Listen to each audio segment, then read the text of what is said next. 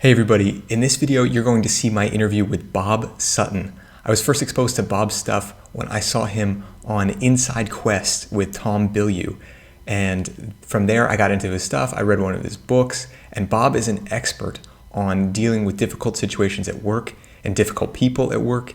He writes books about assholes in the workplace, as he calls them, and how to deal with those sorts of people, dealing with big egos.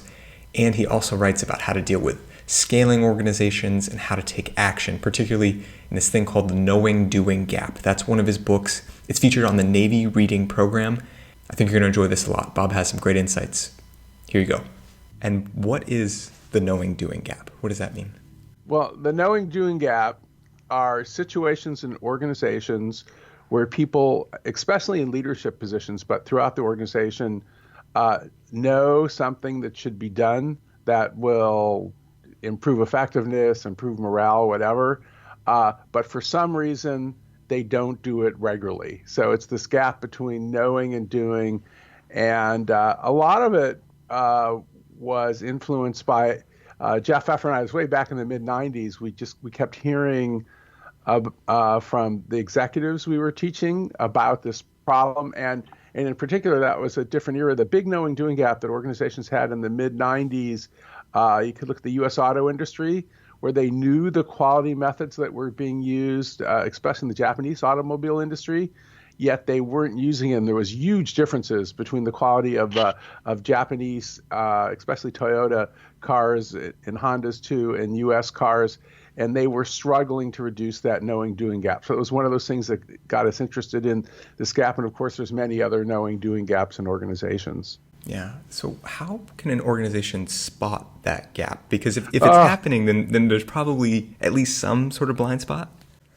Oh boy. Well, spotting it is tough, and kind of one of the biggest problems for not just leaders but all human beings is that we have this thing called confirmation bias, which is all over. It used to be a psychological sort of bias hardly anybody knew about, but now everybody, I think 9-year-olds know that confirmation bias means that we tend to look for and remember things that confirm our beliefs and to ignore and forget things that clash with our beliefs.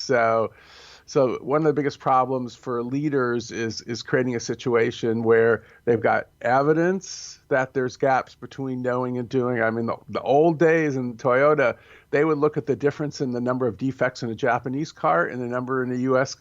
Car. There'd be just 5x difference. So that would sort of slap people in the face. And then the other thing, and we talk about this a little bit in the knowing doing gap, but it's become a more popular concept since, is creating enough psychological safety where the people who work with you will give you information that things aren't going as well as you think that they might be. So those are some of the signs. And then one little sign, which I actually first learned when I was consulting to McDonald's a long time ago, right after the book came out, is what to me another sign is that the same problems crop up over and over and over again. It's like a kabuki dance. That's another diagnostic problem. Because I remember this guy, I can't remember his name, but he was president of McDonald's in the United States, and he said, "I feel like I've been going to the same meeting since 1974. We have the same problems come up over and over again." So those are just some sort of short list of diagnostics, if you will. Mm-hmm. And it can be tough though, and it seems it comes back to like a self-awareness of the organization almost. And it's self-aware. Yes, I think that's right. I think self-awareness. It's data, and it's also one of the things we talk about a lot in this book. So you're in logistics, right? Is that Brendan? Isn't that what? Yeah, some of it. Yeah. So what is it? One of my favorite lines, which I think is from the Navy Seabees, is what is it? Strategy is for, or planning is, especially strategy is for amateurs, and logistics are for professionals. That you probably heard that before. Yes. But in that line, you get to the notion that when you have people in a decision-making position who have power, but don't actually understand the way that the work works. That's one of the big things that we talk about in the book, and is I think really started magnifying is that people who are in leadership and decision making positions, they either need to have the understanding of the work to make rational decisions, or they need to delegate and bring people in and listen to them. So that's when it makes sense. So I'd imagine you and I arguing about logistics. I should defer to you. Well, thank you.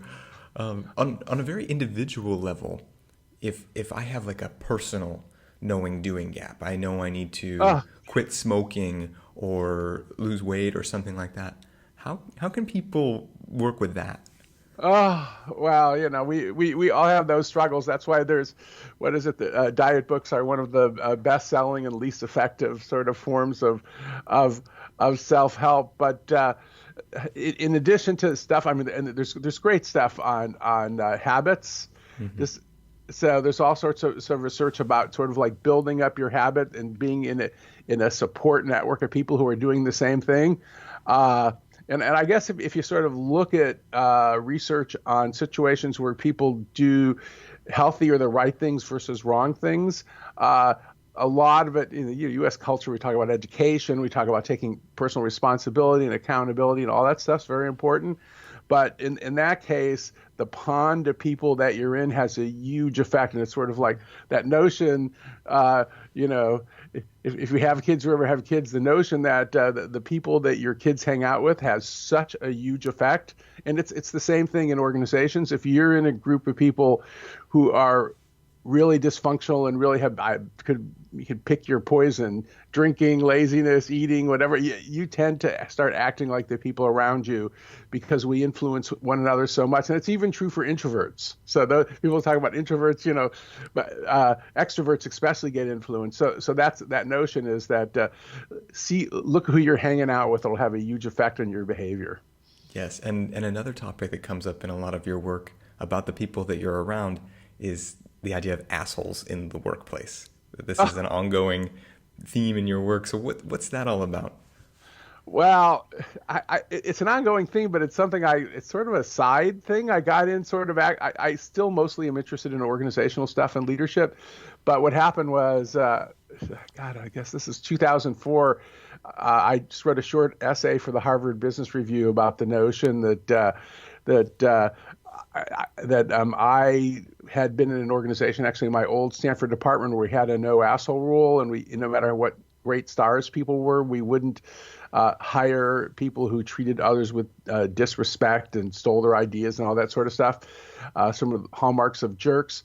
And that led to one book and then another book. So I got very interested in this. But if you look at what subsequently, since 2004, it's been 14 years, the amount of academic research that shows that people who treat others like dirt, who leave them feeling disrespected, who steal their ideas, who ignore them, there's now literally hundreds of studies about the ways that under the general category of assholes, people do their work, do their dirty work. But there's all sorts of evidence that although there might be some situations where treating people badly can help you get ahead, those would be sort of a zero-sum sort of game where it's sort of winner take all. But in any situation where you need cooperation and collaboration, there's evidence that it hurts the organization's performance in all sorts of ways. It leaves people feeling demeaned and de-energized, and it drives the best people out of the organization. And since you're in the military, I've gotten a lot of emails. I get thousands of emails. I've gotten a lot of emails from people in the military all over the world who describe to me their nasty coworkers and so on. And then I got quite a few from people in military academies too, and basically describing how they got to make it through the first year of a military academy. So it is one of these themes that I've written 2 books and I keep coming back to. I'm actually probably more interested in organizational stuff because conversations about assholes, once you have them for about 20 minutes, you tend to get to 2 topics. One is leadership and the other one is organizational culture. So to me, it's kind of an interesting and really emotional way in, but to fix the problems and to see where people get damaged, it's leadership and it's organizational culture, and it's kind of a narrow sort of hook on it. Because very often leaders who are jerks are also incompetent in other ways. Yes, and with that, you've also said that it's important to be slow to label those people. and quick to label yourself. Why is that? Wow, so that's really a great point. So this is the classic thing. We all have called self-serving biases, and when we're in a situation where we're feeling grumpy or anxious, any of us, and that's time. You can think of sort of like jostling get in line in an airplane or in a traffic jam or something. It's like everybody around, oh, that asshole, and if you start looking in the workplace, you'll see really interesting evidence that shows that something like 35% of the U.S. workforce either reports having been exposed to extended bullying now or in the past. Okay, so that's a pretty high percentage. But then you say, have you ever been a bully yourself? It's less than 0.5% of us are going to admit it. So that all the biases are for us to blame other people. And by the way, this is especially true if you have self-serving biases. I mean, if you have high self-esteem, or you're a narcissist or something like that. So from my perspective, if you're in a situation where everywhere you go, people are treating you like dirt, well, you might have thin skin, and you might be doing something to them one of my wife's favorite expressions, she was a lawyer for 25 years. Now she runs the local Girl Scouts here, was that when you throw shit at people, they're going to throw it back at you. And so you really got to be careful. And yes, there are people who do persistently bully and otherwise disrespect people. But we all need to look at our role in the problem if we're feeling it. Yeah. So how can we do that? How can we be more aware of our own role in these problems? Oh, that's interesting. So all the evidence about the notion of self-awareness is the worst person to ask whether or not they're an asshole is the asshole themselves. And to me, that's the advantage of having some people in your life who will tell you the truth. And it's tough when they're subordinates because there's risk in sort of calling out your boss. And that's not just in the military, that's every organization, even the most funky, laid-back Silicon Valley company. You tell your boss you're a jerk, it could be dangerous. So having people in your life, it could be peers, mentors, in the Asshole Survival Guide, I talk about the notion that for Winston Churchill, it was his wife Clementine was the person who would sort of call him out. Most famously, although there's still a lot of controversy about how much of an asshole Steve Jobs was, it's pretty clear from at least there's a couple people I know who worked with him quite closely throughout his career. Especially there's a guy named Ed Catmull, who's president of Pixar and also president of Disney Animation Studios. And he worked with Steve Jobs for 25 years. And Ed will argue that Steve got to the point where he was much better the last decade of his life. And one reason is he had a mentor, a guy named Bill Campbell, also a successful executive, but his name was the coach. He was actually the coach of the Columbia football team, Bill Campbell. When he was about 40 years old, he was kind of a lousy coach, actually. I mean, he was beloved. And then he switched to Silicon Valley. And he eventually became CEO of Intuit and all this sort of stuff and worked at Apple. But he also developed this job as being like the CEO whisperer. And he usually wouldn't charge people. And you look at the list of companies that he's worked with the senior executives, Twitter, Airbnb, Google, Apple, Intuit, of course. I mean, he's just been known as the coach, as the mentor to sort of everybody, always sort of backstage. And like I say, he usually wouldn't charge. He'd take a walk with Steve Jobs every Sunday afternoon and talk about Steve. And a lot of people will say that his relationship with Bill Campbell was very important for getting him to sort of control himself to the point where, I mean, he was still Steve Jobs. He was sort of like, very demanding and could be really picky, but he was much better about giving other people credit, much better about having empathy for them.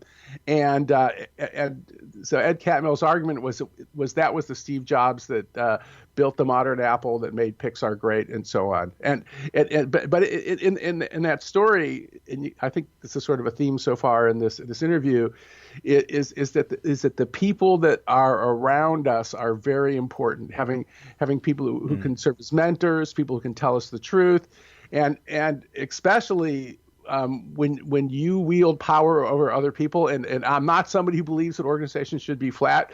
I know in the military there's quite a hierarchy. There's actually quite a hierarchy where I work at Stanford too. It's just we're a little more subtle about it, but it's there.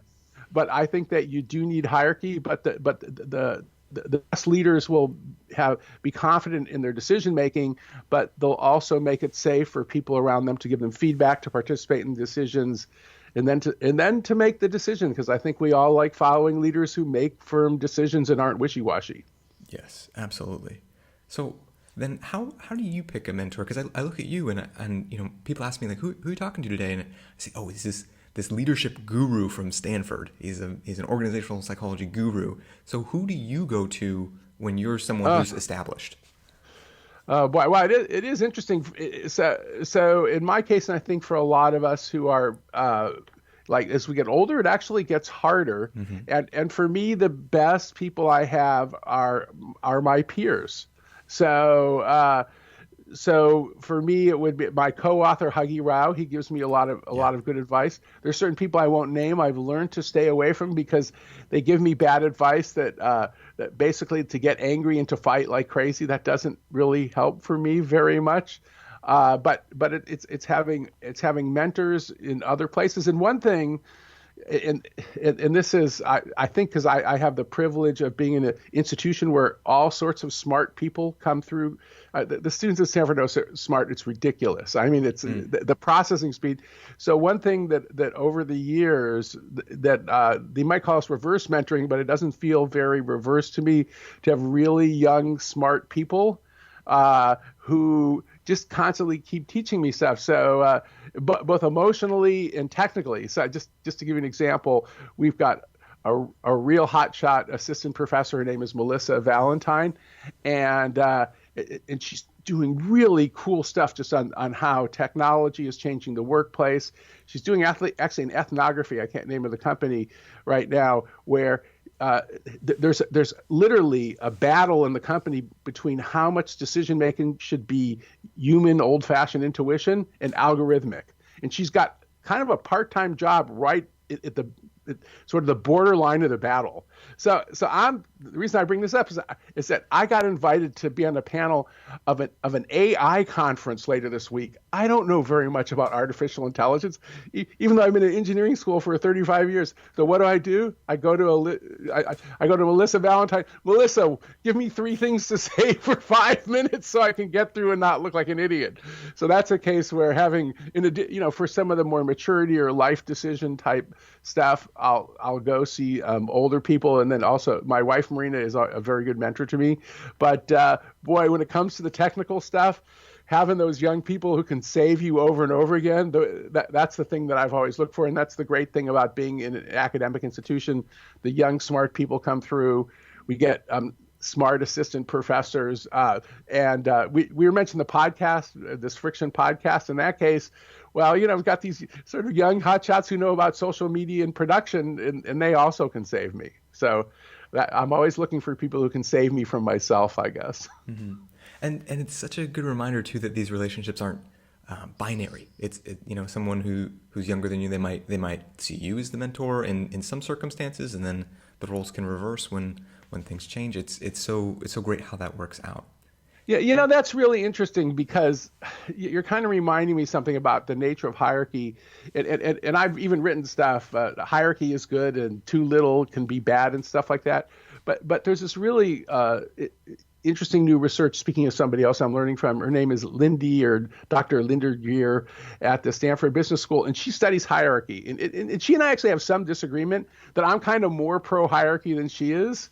But she's come up with this thing, which is pretty cool when she starts studying startups, but I think this happens other places. She'll describe how the best leaders flex the hierarchy. So when they're talking about what decisions should be made, who should be hired, things like that. In that situation, they'll be real participative. And so the hierarchy will flatten, but then there'll be a crisis. There'll be a final decision about strategy, say an acquisition or selling it. And then and then the hierarchy will change where the boss will sort of step in, and it's a view of hierarchy. And in fact, I know you're in the Navy, but in the Army they're famous for these after action reviews. Mm-hmm. And in after action reviews, my understanding is they actually remove the signs of differences in ranks before they meet, and then they put them back on after the after action review. And that's, to me, that's her favorite example, because what you're doing is, well, before the after action review, we know the hierarchy. During the after action review, symbolically, we're leaving, in our case, literally our stripes and in indications that we're an officer at the door, and then we put them back on afterwards. And I really like that notion that sometimes you have to flex the hierarchy. The hierarchy is still there, but sometimes you want to emphasize it more versus less. Mm-hmm. Yeah, this flexing of the hierarchy, that's something I'm gonna keep in mind in the future, and I see in the Marine Corps a little bit in how they're very, very hierarchical. But when we're flying with Marines, I'm in the Navy, but sometimes fly with Marines, their flight suits don't show their rank on their shoulders the way that ours do in the Navy, and there seems to be a bit of a different dynamic among the air crews when they get in the plane. Now, when they get back and they put on other uniforms, it's the standard. But in that moment, it does change. The hierarchy flexes just a little. That's fascinating. Yeah, that's fascinating. Yeah, Bob, you've talked in your podcast about how friction is something that can be kind of unfortunately naturally created by a leader in a very crystal clear hierarchy. There's a cone of friction. What does that mean? Oh, yeah. I think I might have gotten overly obsessed with this, but so it's the cone of friction, or sometimes we call this executive magnification. It's this notion that that as leaders travel through life, especially when there's bigger power differences, a number of things happen to make them, I don't want to say oblivious, but less aware of their effect on other people. And this isn't being an asshole. It's just it's that they will ask for things that they don't mean as orders, or they'll ask for something small and it'll get magnified. And so what happens with this cone of friction or this executive magnification is that while there's all this research on the resistance to change, we kept running into stories in talking to executives where they just will ask questions and or they'll have a short complaint, and then they'll come back and all this stuff will have been done. And one of the examples, and I wrote about this in the Wall Street Journal recently, and I just heard this from Ed Catmull just a few months ago when I was talking about Pixar fame, and I was talking to him about friction. And so it's a little example, but they were doing some remodeling and building at Steven Spielberg's place of Star Wars fame. And so he just walks through and they put a door where there hadn't been a door. So he asked, well, why is there a door there? And he just was curious. He didn't know why there was a door. So they took this as an order and they plastered it over. And he comes back and he said, why'd you plaster over the door? And they explained to him because he had complained about it. And he said, no, I hadn't meant to complain about it. And this general notion for people in leadership positions, which I think that we all know about, is that when you're in a leadership position and you have power over people, and this happens to my students all the time, they'll be just like, a regular engineer, and then they'll get promoted or they'll start a company and all of a sudden they're the boss. And the hallmark of being in power is that people watch you more closely than when you're just a peer, and that it makes sense because the boss has power over you, and before they were just one of your buddies. And so this idea that you've got to be careful of what you say, and even my wife's CEO of the Girl Scouts of Northern California, and she said that she's really learned to say, I'm just thinking out loud. This isn't an instruction, because she said, and it's funny because she said they're sort of a little bit old military command and control, even though she's from a different world. And she's learned not to ask questions because all of a sudden all this stuff will get done. And so to me, it's kind of the root of this is you got to be, is that the best leaders are aware of the notion that power can magnify their influence and the amount of attention they get. And the advice I tend to give here is there's great research on baboon troops, and the research on baboon troops, because like we have some researchers who follow baboon troops for decades and code their behavior, is that the average member of a baboon troop looks up at the alpha male every 20 or 30 seconds. And that's what happens to you when you get in power. So so things get magnified. And that magnification could be good sometimes because executives and other leaders can use it as power, but it can cause trouble, especially when they do it unwittingly. Yeah. So how can the leader recognize when that's happening? How can they pick up on it if it's not something so obvious as a door getting plastered over? Yeah, that's interesting. Well, I mean, the first thing it is, to go back to my wife and to other executives, to be aware that when you say stuff, that it gets magnified. We've already mentioned psychological safety, creating situations where it's safe for people to give you negative feedback. Another thing, which is real interesting, this is interesting historically, is to realize when you're an executive, it can create a sort of presence where you can stifle other people, and they might be overly focused on you. And there's a great example of this in the famous Bay of Pigs decision, where the United States was describing or deciding whether or not to attack Cuba because of the nuclear weapons that they had. What President John Kennedy did was he took his basically his cabinet and the generals, and he broke them into two groups and had them. And you think about that, you break them into two groups for a decision. Well, then there can't be as much groupthink in the room. And then he left, and he had them both sort of debate among themselves, and they came up with much different points of view, and they came back and they presented it to him. And to me, in that case, you talk about the cone of friction, or just the cone of influence, really. We're talking about more broadly how when you have power over people, it sometimes can be dysfunctionally stifling. And I think that's a pretty interesting case of coming up with a way to be aware of your presence and to reduce the impact. And some of the best leaders and executives I know will walk out of the room sometimes if they feel like they're stifling conversation too. So that idea, I call it, in both those cases, is management by walking out of the room, I guess, is what you'd call it. Management by walking out instead of management by walking around. This is a new idea. Yeah. I don't think this is an original idea, but I have written about it occasionally. Oh, okay. And Bob, you have a story about a general who is walking around among his troops, and he's got the first aid kit and the hand grenade. Could you share that story?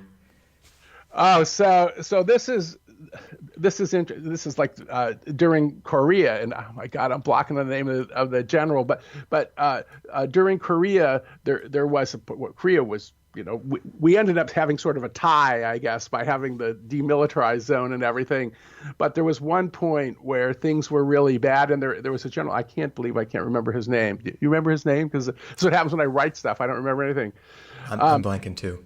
Okay, so he was brought over to take over cooperation, to take over the command in Korea. And speaking of awareness, there was a whole bunch of problems on the battlefront where what was happening.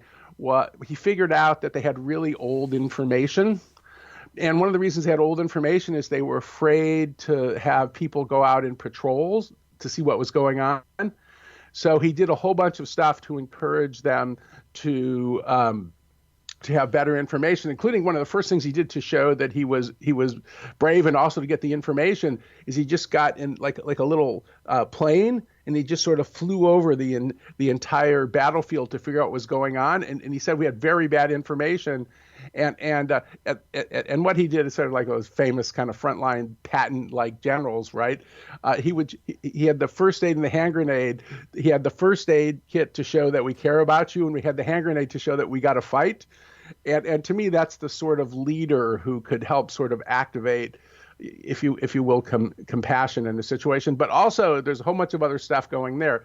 He's modeling the right behavior, and the point about that story, which I think is most interesting, is this notion that it's really hard to make good decisions when you don't have good information, and the fear was what was keeping them from getting good information. So although obviously people get killed in patrol, more people get killed when you have bad information. But that's a sort of symbolic leadership. How can a leader help people who are dealing with fear when they need to take action? Because so much of your, it's about action, it's about doing. Boy, it's interesting. I suspect that you guys in the military know a lot more about that than a regular civilian like me. One of the things, I don't claim to really know anything about the military other than reading about it. But for the last few years, there's been a couple of retired lieutenant colonels who have been around Stanford a lot.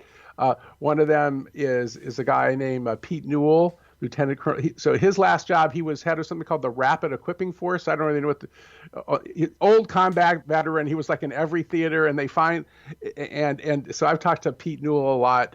And Pete's last combat job was he led the 4,000 troops on the Iran-Iraq border, and then they decided to get somebody involved in actually developing technologies who understood what it was like to be on the front lines. And for me, I don't know about reducing the fear, but for me, the thing that Pete really brought into the Rapid Equipping Force and is the notion that the way that you understand the challenges that people have on the front line is you actually talk and communicate with the soldiers on the front line.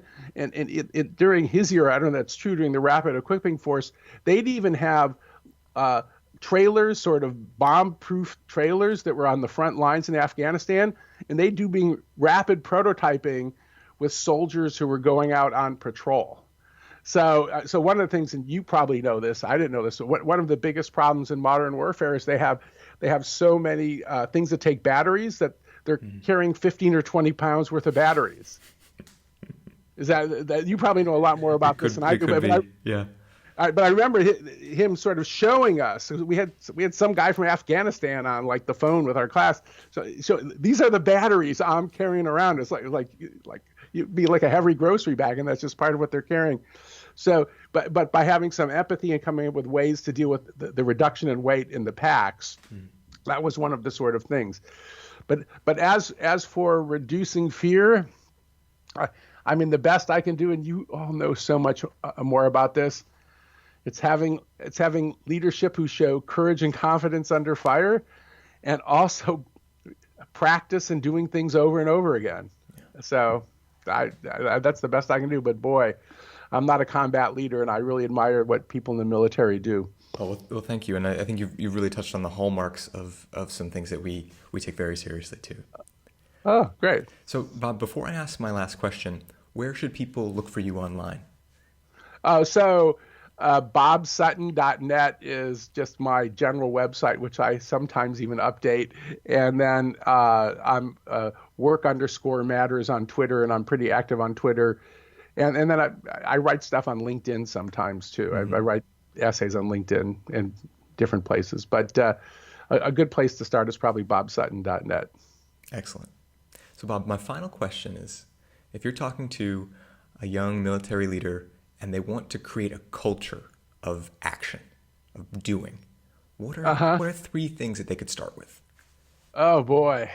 Well, the 3 things they can start with, I guess the first one that I would start with is that, this is the classic. In the military, so I've had a lot of military, especially folks from West Point, but a lot of military leaders in my class. And the thing that they learn to do is they actually will act. And to me, I think that's one of the great things, that there's relatively little hypocrisy in military leaders compared to corporate leaders, to tell you the truth, just having seen them in action. And the ones that I've had, and we get very good folks, is they can both lead and follow. So to me, when you're in a hierarchy, if you model the behavior, you're actually showing people how to follow and to lead. So that's I guess sort of one. The second thing, which I guess is a problem in every organization, is to try to avoid situations where this is who you reward. If you reward people who say smart things but don't do them, we call this the smart talk trap.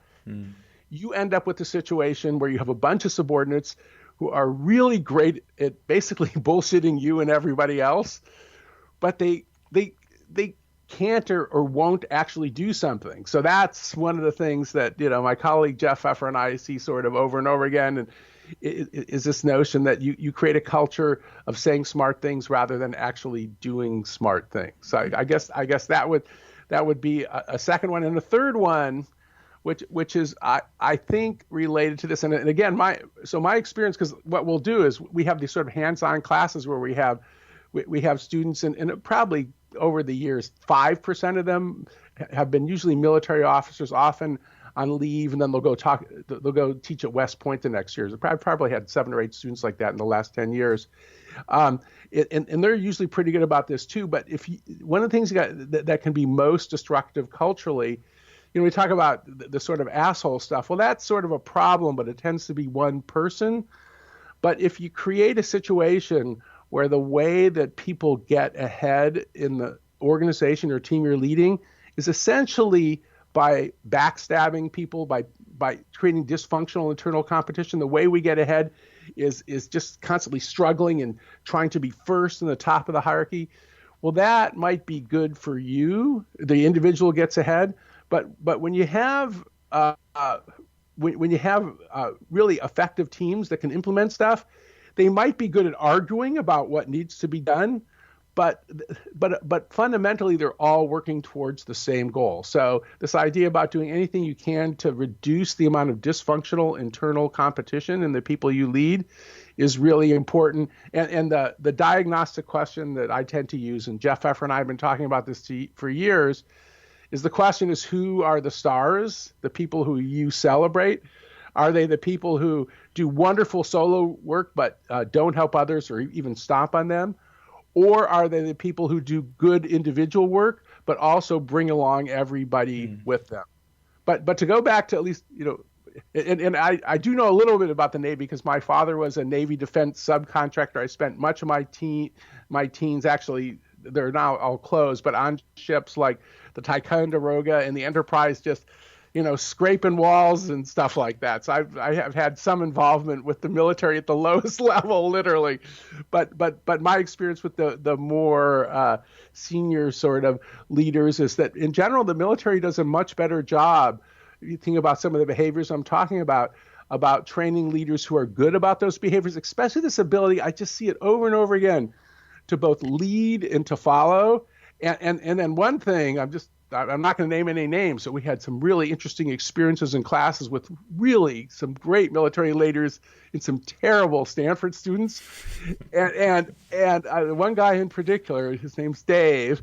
I remember Dave just sort of like basically modeling perfect behavior. And he still calls me sir. I still get an email from him. Yes, sir. No, sir. No. Can you call me Bob? No. Yes, sir. No, sir. But there was one troubled student in particular, and I remember him basically bringing that guy down a notch repeatedly, and the whole class was better because Dave knew what to do with the guy who was fundamentally dysfunctional. So I admire the military leaders I've seen. Wow. Well, thank you so much, Bob.